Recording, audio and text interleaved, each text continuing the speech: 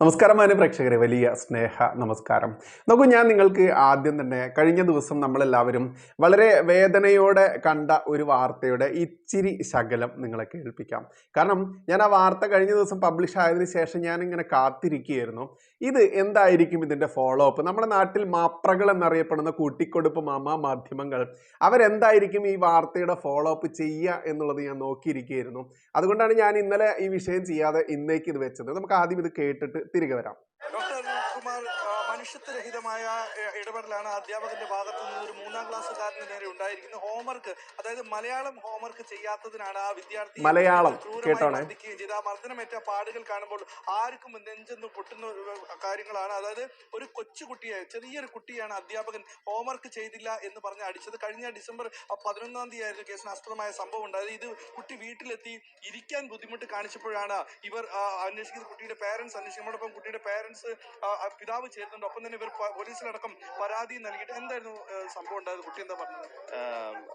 നോക്കൂ, ഇത് മറ്റൊന്നുമല്ല, കൊല്ലത്ത് ഒരു സ്കൂളിൽ, ആ സ്കൂളിന്റെ പേരൊന്നും ഇവിടെ പറയുന്നില്ല കേട്ടോ, ഒരു സ്കൂള്, ആ സ്കൂൾ അവിടെ ഇരിക്കട്ടെ. ആ സ്കൂളിൽ ഏകദേശം 8-9 വയസ്സുള്ള ഒരു കുട്ടിയെ അറപുറഞ്ചം ഒരു അധ്യാപകൻ, അതും മലയാളം അധ്യാപകനാണ്, ഓർത്തിരിക്കേണ്ട കാര്യമുണ്ട്. ഈ അധ്യാപകൻ ഇയാളെ തല്ലി, ഈ കുട്ടിയെ തല്ലുന്നു. അതിനുശേഷം ഈ കുഞ്ഞ് വീട്ടിലെത്തിയതിനു ശേഷം 2-3 ദിവസത്തിന് ശേഷമാണ് ഈ കുട്ടിയുടെ രക്ഷിതാക്കൾ ഇത് കണ്ടുപിടിക്കുന്നത്. കുട്ടിയെ കുളിപ്പിക്കുന്ന സമയത്തൊക്കെ കുട്ടിയുടെ ചന്തിയിൽ നിറയെ, ബാക്കിൽ നിറയെ മുറികൾ പോലെ രീതിയിൽ തന്നെ അങ്ങനെ ഹോസ്പിറ്റലിൽ കൊണ്ടുവന്നു. ഇനി കുട്ടിയുടെ ബാപ്പ പറയുന്ന കാര്യങ്ങൾ കുറച്ച് കേൾക്കേണ്ടതുണ്ട്. അത് നമുക്ക് വേഗം കേട്ടിട്ട് ഓടി വരാം.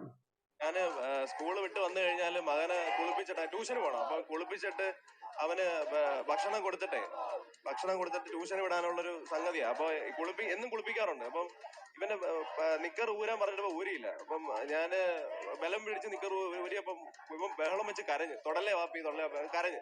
അപ്പൊ ഞാൻ എന്താ പറ്റി മക്കളെന്ന് ചോദിച്ച് ബഹളം വെച്ച്. ഞാനും ഭയങ്കരമായിട്ട് പാനിക്കായി, കാരണം ചോര പൊടിഞ്ഞു വന്നിരിക്കുവായിരുന്നു ആ സമയത്ത്. അങ്ങനെ ഞാൻ അന്നേരം തന്നെ സ്കൂളുമായിട്ട് ബന്ധപ്പെട്ടപ്പോഴത്തേക്ക് ആ സമയത്ത് എന്റെ കയ്യിലുള്ള നമ്പർ, അധ്യാപക നമ്പർ ബന്ധപ്പെട്ടപ്പോൾ സ്കൂളിൽ നിന്ന് പോകുന്ന തിരക്കായിരിക്കും, അവർ ഫോൺ എടുത്തില്ല. ഞാൻ നേരെ കൊല്ലം ജില്ലാശുപത്രിയിൽ പോയി. അതിന് വേണ്ട അവന് പ്രാഥമിക ശുശ്രൂഷ കൊടുത്ത് മരുന്നൊക്കെ വെച്ചിട്ട് അവിടുന്ന് തന്നെ റിട്ടേൺ ആയിട്ട് മെഡിക്കൽ സർട്ടിഫിക്കറ്റ് വാങ്ങി നേരെ കിളിയല്ലൂർ സ്റ്റേഷനിൽ പരാതി കൊടുക്കുകയും ചെയ്തു. അതിനുശേഷം വീട്ടിൽ വന്നപ്പോഴാണ് ഇതിന്റെ ഒരു ഗൗരവം എനിക്ക് മനസ്സിലാവുന്നത്. കാര്യം അത് blood oozing from left butt cheek എന്ന് അത് എഴുതിയിരിക്കുന്നത്. 2 ചന്തിയിലും അടിച്ച് പൊട്ടിച്ചിരിക്കുക, മൾട്ടിപ്പിൾ ടൈംസാ, ഒരു പ്രാവശ്യമല്ല. ഇത് ഞാൻ കുഞ്ഞിനോട് ചോദിച്ചപ്പോൾ കുഞ്ഞ് പറയുന്നത് വെച്ച് കഴിഞ്ഞാല് ഈ ഡെസ്കിന്റെ മുകളിൽ ഇവന്റെ കൈ 2 പിടിച്ച് ബലമായി വെച്ചിട്ട് വലത്തെ കൈ കൊണ്ട് അടിച്ചിരിക്കുക. അപ്പൊ കുഞ്ഞിന് കൈ കൊണ്ട് തടുക്കാൻ പറ്റിയില്ല. തടുത്തെങ്കിൽ കയ്യിലടി കൊള്ളും. ഈ ഒരൊറ്റ അടി പോലും വേറെ മിസ്സായിട്ടില്ല. കംപ്ലീറ്റ് അടിയും അവന്റെ ചന്തിയിലാണ് കൊണ്ടിരിക്കുന്നത്. അതുകൊണ്ടാണ് അത് പൊട്ടി ചോര വന്നത്. സ്കൂളിൽ പോകുമ്പോ പേടിയാണോ? സ്കൂളിൽ പോകാനല്ല, വീട്ടിൽ പ്ലാസ്റ്റിക് എടുക്കാൻ വരുന്ന നമ്മുടെ അവരുണ്ട്. അവരെ കണ്ടപ്പോ തന്നെ ഓടി അകത്ത് കയറി. അവന് ടോയ്ലറ്റിൽ ഇരിക്കാൻ ബുദ്ധിമുട്ട്. അവൻ 2 ദിവസമായി ബാത്റൂമിൽ പോയിട്ട്. ഇന്നലെ സത്യം പറയാൻ സ്വന്തമായിട്ടൊന്ന് ബാത്റൂമിൽ പോകുന്നത്. എങ്ങനെ ക്ലോസറ്റിൽ ഇരിക്കും? ആ വിഷ്വൽസ് ഞാൻ നിങ്ങൾക്ക് തന്നതല്ലേ, ആ വിഷ്വൽസ് കണ്ടാൽ നിങ്ങൾക്ക് മനസ്സിലാവത്തി അത്രയും മൃഗീയമായിട്ട് അടിച്ചിരിക്കുന്നത്. നോക്കൂ, ഇനിയാണ് രസം. ഈ അധ്യാപകൻ അടിച്ചു ഏത് സ്കൂള് എന്നൊന്നും കഴിഞ്ഞ ദിവസം ഈ വാർത്ത പ്രസിദ്ധീകരിച്ച സമയത്ത് എല്ലാ മാധ്യമങ്ങളും അത് മറച്ചു വെച്ചു. അതിനടിയിൽ ഒരുപാട് കമന്റുകൾ വന്നിരുന്നു. എന്താടാ ഡാഷ് മക്കളെ സ്കൂളിന് പേരില്ലേ, എന്താടാ ഡാഷ് മക്കളെ സ്കൂളിലെ അധ്യാപകന് പേരില്ലേ എന്നുള്ളതൊക്കെ. പിന്നീട് അത് കേട്ടത് കൊണ്ട്, ആ തെറി ഒരുപാട് മാപ്രകൾ, കൂട്ടിക്കൊടുപ്പ് മലയാള മാധ്യമങ്ങൾ കേട്ടത് കൊണ്ട് തന്നെ പിന്നീട് അതിൻ്റെ 1-2 വാർത്തകൾ കൊടുത്തതിലൊക്കെ സ്കൂളിൻ്റെ പേരൊക്കെ കൊടുത്തിട്ടുണ്ട്. എന്നാലും ഈ അധ്യാപകന്റെ പേര് കൊടുത്തിട്ടില്ല കേട്ടോ. മലയാളം അധ്യാപകൻ എന്നിങ്ങനെ ബൂസ്റ്റ് ചെയ്ത് പറയുന്നുണ്ട്. കാരണം ഇവിടെ അറബിയും സംസ്കൃതം ഒരുപാട് ഭാഷകൾ പഠിപ്പിക്കുന്ന അധ്യാപകന്മാരുണ്ടല്ലോ. എന്തായാലും ഈ സ്കൂളിന്റെ പേര് മറ്റൊന്നുമല്ല. സ്കൂളിന്റെ പേര് വരുന്നത് MSM ഹയർ സെക്കൻഡറി സ്കൂൾ എന്നാണ്. കൊല്ലത്താണ്. MSM ഹയർ സെക്കൻഡറി സ്കൂൾ കൊല്ലം ജില്ലയിലെ ചാത്തിനാംകുളം എന്ന് പറയുന്ന സ്ഥലത്താണ് വരുന്നത്. ഇനി ഈ MSM എന്താ എന്നുള്ളത് ഞാൻ ഒരുപാട് പരിശോധിച്ച് നോക്കിയിട്ടും ISIS പോലെ വല്ല തീവ്രവാദി സംഘടനയാണോ എന്ന് അറിയണല്ലോ. എന്തായാലും MSM higher secondary school Chathinamkulam stands for മുതലാളി സമാജം മാപ്പിള ഹൈസ്കൂൾ. ഇതാണ് അതിന്റെ പൂർണ്ണ രൂപം വരുന്നത്. മുതലാളി സമാജം മാപ്പിള സ്കൂൾ ഹൈസ്കൂളാണ്, ഹയർ സെക്കൻഡറി ഉണ്ട്. ഇനി ഇത് ഒരു മുസ്ലിം മാനേജ്മെന്റ് സ്കൂളാണ് എന്നുള്ളത് ഗൂഗിളിൽ ഞാൻ കുറച്ച് തപ്പിയപ്പോൾ കിട്ടിയതാണ്. കാരണം ഇത് കൃത്യമായിട്ട് ഇത്തരത്തിൽ ഡീറ്റെയിൽ ആയിട്ട് ഒരു മാധ്യമങ്ങളും കൊടുത്തിട്ടില്ല. എന്തൊരു കരുതലാണെന്നറിയാമോ ഇവർക്ക്. അതായത് ഒരു മുസ്ലിം മാനേജ്മെന്റിന് കീഴിലുള്ള സ്കൂളാണ്. ആ സ്കൂളിലെ ഒരു മുസ്ലിം രക്ഷിതാവിന്റെ കുഞ്ഞിനാണ് ഈ പ്രശ്നം വന്നിരിക്കുന്നത്.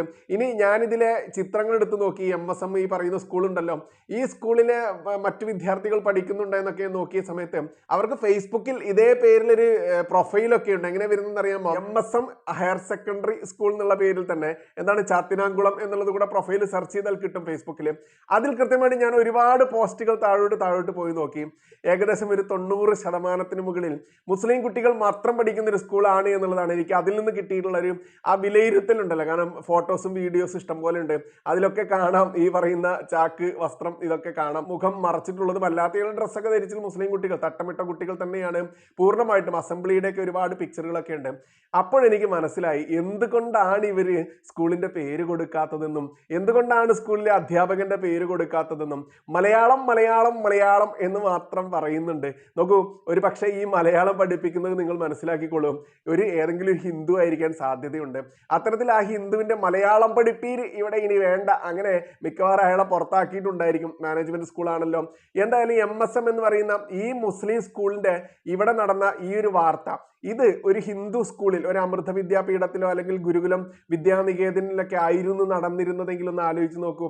വേണ്ട, നമ്മൾ കണ്ടതല്ലേ ഈ അടുത്ത നാളിൽ ഒരു ക്രിസ്ത്യൻ സ്കൂളിൽ മുഖം മറച്ച് മുഖം മൂടി അണിഞ്ഞു വന്ന തീവ്രവാദികളെ സ്മരിപ്പിക്കുന്ന രീതിയിൽ വേഷം ധരിച്ചുകൊണ്ട് സ്കൂളിലേക്ക് വന്ന സമയത്ത്, മോളെ ഇവിടെ അഡ്മിഷൻ സമയത്ത് ഇവിടുത്തെ യൂണിഫോം പാലിക്കണമെന്നും അതിന് പുറത്തുള്ള വസ്ത്രരീതികൾ പാടില്ല എന്നും രക്ഷിതാക്കളും എല്ലാവരും അടക്കം ഒപ്പിട്ട് കൊടുത്ത അത് ഓർമ്മിപ്പിച്ചു. മോളെ ഇനി ഇത്തരത്തിൽ വരല്ലേ എന്ന് ഓർമ്മിപ്പിച്ചു.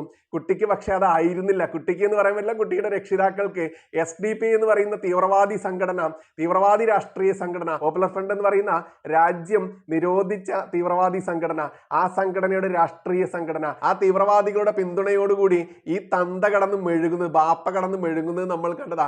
അവസാനം ഒരു രക്ഷയും പരരക്ഷയില്ലാതെ കോടതിയിലും തേങ്ങയും വാങ്ങിയൊക്കെ പോകാൻ നോക്കി. പക്ഷേ കോടതികൾ മുൻപേ പറഞ്ഞിട്ടുണ്ട്, ഓരോ സ്കൂളുകൾക്കും അവിടുത്തെ യൂണിഫോമും അവിടുത്തെ രീതികളും തീരുമാനിക്കാനുള്ള അധികാരമുണ്ട്. മാത്രമല്ല ഇത് കേന്ദ്ര സിലബസ് പഠിപ്പിക്കുന്നതാണ്. പിണറായിയുടെ അല്ലെങ്കിൽ ഇവിടെ ശിവൻകുട്ടി അണ്ണന്റെ സിലബസ് പ്രകാരം കേരള സർക്കാരിന്റെ ആ ഒരു പെർമിഷനോട് കൂടി പോകേണ്ട സ്കൂൾ അല്ല. അതുകൊണ്ട് ശിവൻകുട്ടി കുറെ താണ്ഡവമൊക്കെ ആടി നോക്കി. പക്ഷെ ശിവൻകുട്ടിയോട് പറഞ്ഞു, ശിവൻകുട്ടിയെ നീ ഇവിടെ താണ്ഡവം ആടിയിട്ട് കാര്യമില്ല, ഞങ്ങൾ ഏത് ബൈലോ പ്രകാരമാണോ പോകുന്നത് അത് പൂർണ്ണമായിട്ടും പാലിച്ചുകൊണ്ട് തന്നെയാണ് പോകുന്നത്. നിന്റെ താണ്ഡവം നിയമസഭയിൽ മതി എന്ന് സ്കൂളുകാർ കൃത്യമായിട്ട് പറഞ്ഞു. അവസാനം ഒരു ഗതിയും പരഗതിയും ഇല്ലാതെ ആ കുട്ടിയുടെ ബാപ്പ കോടതിയെ സമീപിച്ചു. കോടതിയും പറഞ്ഞു ഓർഡർ മദ്രസ പൊട്ടാ എന്ന് പറഞ്ഞപ്പോൾ അവന് മനസ്സിലായി അത് നടക്കില്ല. അങ്ങനെ അവസാനം എന്ത് ചെയ്തു, ഈ കുട്ടി 3ാമത്തെ സ്കൂൾ തേടി വീണ്ടും മറ്റൊരു സ്കൂളിലേക്ക് ഇവിടുന്ന് TC വാങ്ങി പോയ വാർത്തയൊക്കെ നമ്മൾ കണ്ടതാണ്. അത്തരത്തിൽ ഹിന്ദു ക്രിസ്ത്യൻ സ്കൂളുകൾ, ആ മാനേജ്മെന്റിന് കീഴിലുള്ള സ്കൂളുകളിലായിരുന്നു ഇത്തരത്തിലുള്ള പരിപാടിയൊക്കെ നടന്നിരുന്നതെങ്കിൽ മാപ്രകൾ ഒരാഴ്ച അത് വെച്ച് ചർച്ച നടത്തും.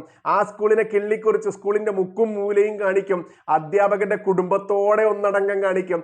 എന്നിട്ട് 2-1 ശിവൻകുട്ടിയുടെ താണ്ഡവവും നടത്തിച്ചിട്ട് ആ സ്കൂൾ പൂട്ടിക്കെട്ടിക്കാനുള്ള എല്ലാ പരിപാടിയും ചെയ്തിട്ട് ഇവന്മാർ പോരുകയുള്ളൂ. ഈ ഒരു ഇരട്ടത്താപ്പാണ് ഞാനിവിടെ ഉയർത്തിക്കാട്ടുന്നത്. അല്ലാതെ മാപ്പിള സ്കൂളിനോട് യാതൊരു വിരോധവും നമുക്കില്ല. കാരണം നമ്മൾക്കറിയാം ഗവൺമെന്റിന് കീഴിലുള്ള ഒരുപാട് മുസ്ലിം സ്കൂളുകളുണ്ട്. എന്നാൽ ഗവൺമെന്റിന് കീഴിലുള്ള ഏതെങ്കിലും ഒരു ഹിന്ദു സ്കൂൾ കാണിച്ചു തരാൻ പറ്റുമോ? ഗവൺമെന്റിന് കീഴിലുള്ള ഏതെങ്കിലും ക്രിസ്ത്യൻ സ്കൂൾ കാണിച്ചു തരാൻ പറ്റുമോ? ഇല്ല. മുസ്ലിങ്ങൾക്ക് വേണ്ടി മാത്രം പതിപ്പിച്ചു കൊടുത്ത എത്രയോ UP സ്കൂളുകളും എത്രയോ LP സ്കൂളുകളും ഉണ്ട്. അതുപോലെ മുസ്ലിം മാനേജ്മെന്റിന് കീഴിലുള്ള MSM ഹയർ സെക്കൻഡറി സ്കൂൾ കൊല്ലത്ത്, ഈ ചാത്തനാംകുളം എന്ന് പറയുന്ന ഈ സ്ഥലത്ത് അവിടെ നടന്ന സംഭവത്തിന് പിറകിലെ ഈ ഇരട്ടത്താപ്പുണ്ടല്ലോ, ഇസ്ലാമിക പ്രീണനമുണ്ടല്ലോ. ഇവിടുത്തെ ഭരണകൂടം മാത്രമല്ല, ഇവിടുത്തെ പ്രതിപക്ഷമായിട്ടുള്ള കോൺഗ്രസ് UDF മാത്രമല്ല, ഇവിടുത്തെ ഈ പറയുന്ന മാപ്ര കൂട്ടിക്കൊടുപ്പ് മാധ്യമങ്ങൾ പൂർണ്ണമായിട്ട് ചെയ്യുന്നുണ്ട് എന്നുള്ളതിന്റെ നേർദൃക്സാക്ഷ്യത്തിന്റെ ഏറ്റവും അവസാനത്തെ വാർത്തയാണ് ഇത് വന്നത്. ഞാൻ ഇതിന്റെ ഫോളോ അപ്പ് ഉണ്ടോ എന്ന് വാച്ച് ചെയ്യുക തന്നെയായിരുന്നു. ഒരു ഫോളോ അപ്പും ഇല്ല മക്കളെ. അതിന് ഇത് ക്രിസ്ത്യൻ സ്കൂൾ അല്ലല്ലോ. ഒരു ഫോളോ അപ്പും ഇല്ല മക്കളെ, ഇത് ഹിന്ദു സ്കൂൾ അല്ലല്ലോ. അപ്പോഴല്ലേ ഞങ്ങൾ മാധ്യമങ്ങൾക്ക് എരിവും പുളിയും കൂട്ടി ഇസ്ലാമിക ജിഹാദികൾ എറിഞ്ഞു തരുന്ന അവന്റെയൊക്കെ അമേധ്യം ഉരുട്ടിയിട്ടുള്ള അതിങ്ങനെ ഞം തിന്നാൻ പറ്റുകയുള്ളൂ. ഇതിപ്പോ മുസ്ലിം സ്കൂൾ തന്നെ ആകുമ്പോൾ എങ്ങനെയാണ് ഞങ്ങൾ ആ ഞം തിന്നത്, എങ്ങനെയാണ് അതിനോട് ഞങ്ങൾ നന്ദികേട് കാണിക്കാനാവുക എന്ന് മാധ്യമങ്ങൾ, ഇവിടുത്തെ രാഷ്ട്രീയ പാർട്ടി, എന്തിനേറെ താണ്ഡവമാടുന്ന ശിവൻകുട്ടിയും കാട്ടിത്തന്നു. ഹിന്ദുവേ ക്രിസ്ത്യാനി മതേതര പട്ടമണിഞ്ഞ് ഇനിയും ഇങ്ങനെ ഉണ്ടാക്കി കൊടുത്തോ എന്ന് മാത്രമേ പറയാനുള്ളൂ. നന്ദി, നമസ്കാരം. ജയ് ഹിന്ദ്, ജയ് ശ്രീറാം.